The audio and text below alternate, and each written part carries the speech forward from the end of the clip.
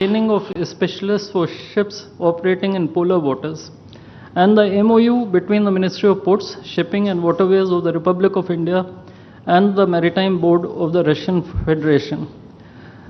These documents will be exchanged by Mr. Andrei Sergeyevich Nikitin, Minister of Transport of the Russian Federation, and Sri Sarvananda Sonowal, Minister of Ports, Shipping and Waterways of India.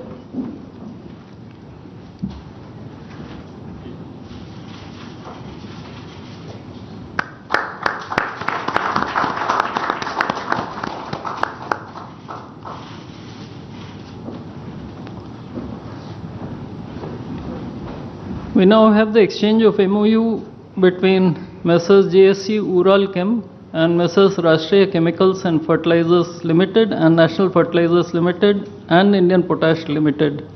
This document will be exchanged by His Excellency Denis Alipov, Ambassador of the Russian Federation to India, and Sri Vinay Kumar, Ambassador of India to the Russian Federation.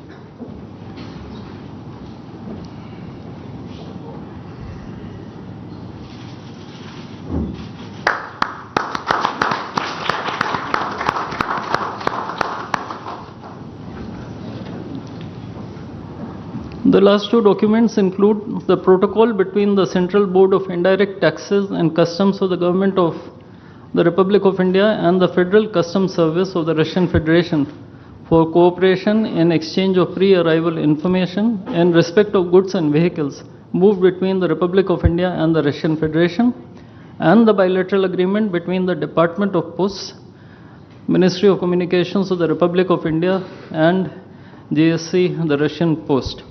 These documents will be exchanged by His Excellency Denis Alipov, Ambassador of the Russian Federation to India, and Sri Vinay Kumar, Ambassador of India to the Russian Federation.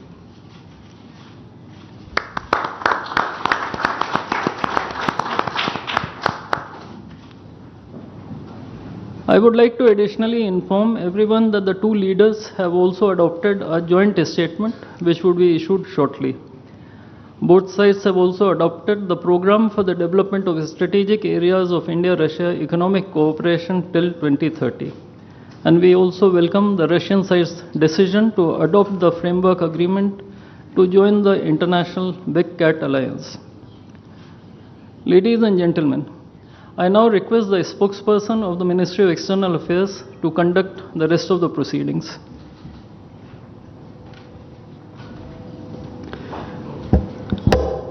Namaskar, good afternoon, Your Excellency, Mr. Vladimir Putin, President of the Russian Federation, Honorable Prime Minister of India, Shri Narendra Modi, Honorable Ministers, members of both delegations, distinguished guests, and friends from the media. We will now have the press statements. May I request Honorable Prime Minister of India, Shri Narendra Modi, to give his remarks to the media. Your Excellency, my friend, Rashtrapati Putin, दोनों देशों के delegates, media के साथियों, नमस्कार, दोबरी दिन।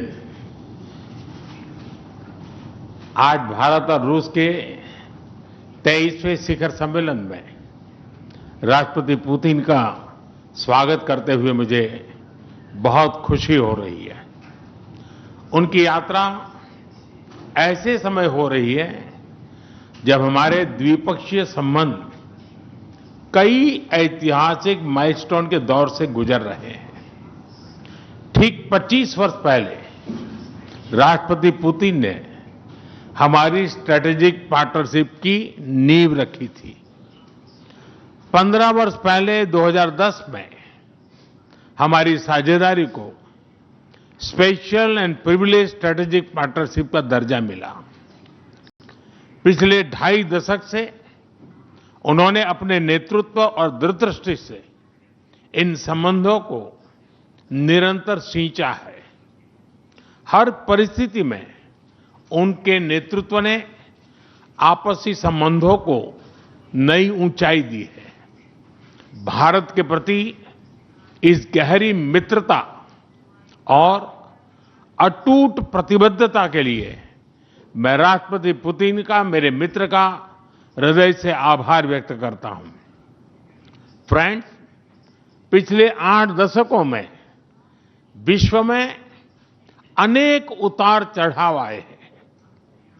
मानवता को अनेक चुनौतियों और संकटों से गुजरना पड़ा है और इन सब के बीच भी भारत रूस मित्रता एक ध्रुव तारे की तरह बनी रही है। परस्पर सम्मान और गहरे विश्वास पर टिके ये संबंध समय की हर कसौटी पर हमेशा खरे उतरे हैं। आज हमने इस नींव को और मजबूत करने के लिए सहयोग के सभी पहलुओं पर चर्चा की। आर्थिक सहयोग को नई ऊंचाइयों पर ले जाना हमारी साझी प्राथमिकता है। इसे साकार करने के लिए आज हमने 2030 तक के लिए एक इकोनॉमिक कोऑपरेशन प्रोग्राम पर सहमति बनाई है। इससे हमारा व्यापार और निवेश डाइवर्सिफाइड, बैलेंस और सस्टेनेबल बनेगा और सहयोग के क्षेत्रों में नए आयाम भी जुड़ेंगे। आज राष्ट्रपति पुतिन और मुझे इंडिया रशिया बिजनेस फोरम में शामिल होने का अवसर मिलेगा। मुझे पूरा विश्वास है कि ये मंच हमारे बिजनेस संबंधों को नई ताकत देगा। इससे एक्सपोर्ट, को प्रोडक्शन और को इनोवेशन के नए दरवाजे भी खुलेंगे। दोनों पक्ष यूरेशियन इकोनॉमिक यूनियन के साथ एफटीए के शीघ्र समापन के लिए प्रयास कर रहे हैं। कृषि और फर्टिलाइजर के क्षेत्र में हमारा करीबी सहयोग फूड सिक्योरिटी और किसान कल्याण के लिए महत्वपूर्ण है। मुझे खुशी है कि इसे आगे बढ़ाते हुए अब दोनों पक्ष साथ मिलकर यूरिया उत्पादन के प्रयास कर रहे हैं। फ्रेंड्स, दोनों देशों के बीच कनेक्टिविटी बढ़ाना हमारी मुख्य प्राथमिकता है। हम आईएनएसटीसी, नॉर्दर्न सी रूट, चेन्नई व्लादिवोस्टोक कॉरिडोर पर नई ऊर्जा के साथ आगे बढ़ेंगे। मुझे खुशी है कि अब हम भारत के सी फेरर्स की पोलर वाटर्स में ट्रेनिंग के लिए सहयोग करेंगे। यह आर्कटिक में हमारे सहयोग को नई ताकत तो देगा ही, साथ ही इससे भारत के युवाओं के लिए रोजगार के नए अवसर बनेंगे। उसी प्रकार से शिप बिल्डिंग में हमारा गहरा सहयोग मेक इन इंडिया को सशक्त बनाने का सामर्थ्य रखता है। यह हमारे विन विन सहयोग का एक और उत्तम उदाहरण है, जिससे जॉब्स, स्किल्स और रीजनल कनेक्टिविटी सभी को बल मिलेगा। ऊर्जा सुरक्षा भारत रूस साझेदारी का मजबूत और महत्वपूर्ण स्तंभ रहा है। सिविल न्यूक्लियर एनर्जी के क्षेत्र में हमारा दशकों पुराना सहयोग क्लीन एनर्जी की हमारी साझा प्राथमिकताओं को सार्थक बनाने में महत्वपूर्ण रहा है। हम इस विन विन सहयोग को जारी रखेंगे। क्रिटिकल मिनरल्स में हमारा सहयोग पूरे विश्व में सिक्योर और डाइवर्सिफाइड सप्लाई चेन सुनिश्चित करने के लिए महत्वपूर्ण है। इससे क्लीन एनर्जी, हाईटेक मैन्युफैक्चरिंग और न्यू एज इंडस्ट्रीज में हमारी साझेदारी को ठोस समर्थन मिलेगा। फ्रेंड्स, भारत और रूस के संबंधों में हमारे सांस्कृतिक सहयोग और पीपल टू पीपल टाइज का विशेष महत्व रहा है।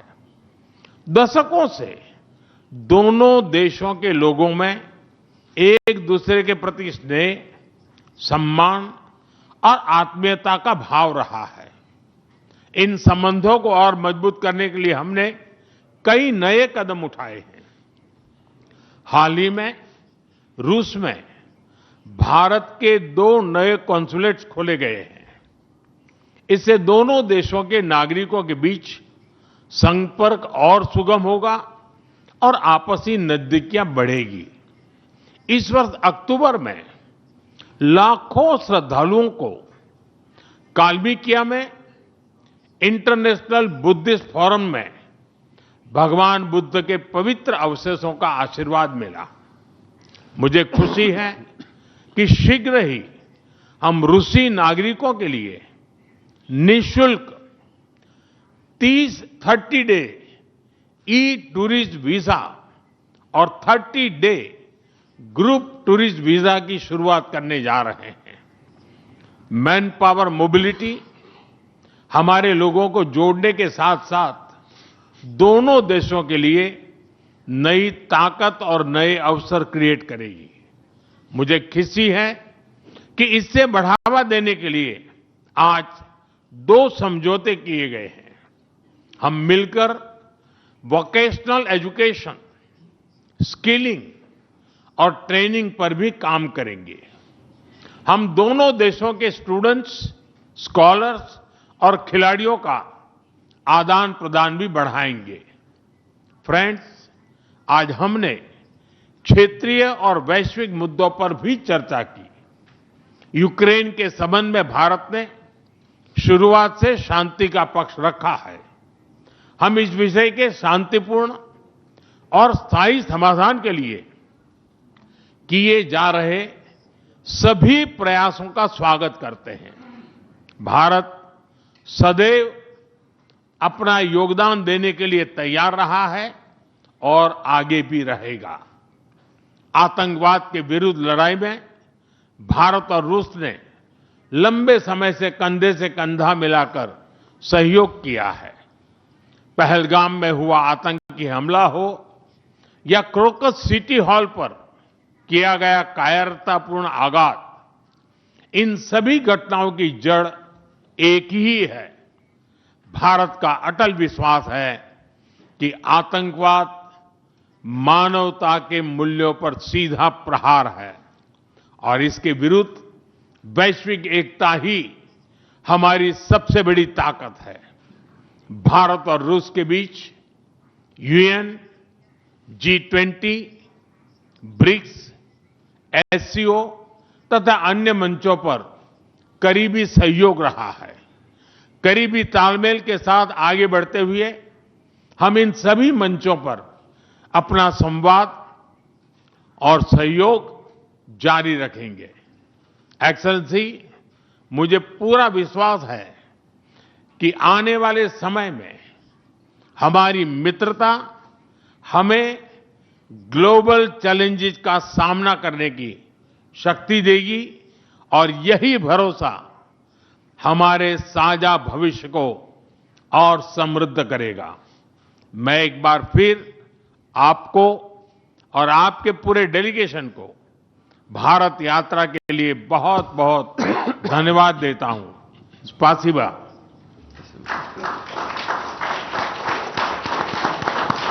Thank you, sir. May I now request His Excellency Mr. Vladimir Putin, President of the Russian Federation, to give his remarks to the media.